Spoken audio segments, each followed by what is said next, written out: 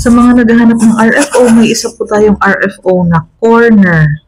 Ito po siya, ito Via Verde ng Trece Martires City, Cavite. So malapit sa SM sa highway, complete turnover, may free solar panel, malaki ang space sa harap, malaki ang space sa likod.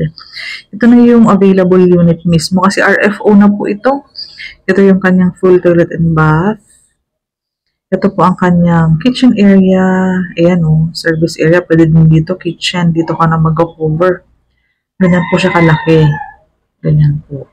And, ma-extend yan. Gawa, may ano ka, may space ka sa gilid mo. May excess lot ka. Ayan po o, 64 square meters.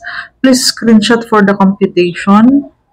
Ang community niyo po is hindi masyadong madaming unit. Maliit lang po ang community nito. And nag-o-offer sila ng pre-selling and sa mga gusto makalipat agad may mga RFO. So for more details, Cindy Bernal Hapil, ang aking Facebook po ay, ang link niya ng messenger ko isa sa baba, WhatsApp, Viber.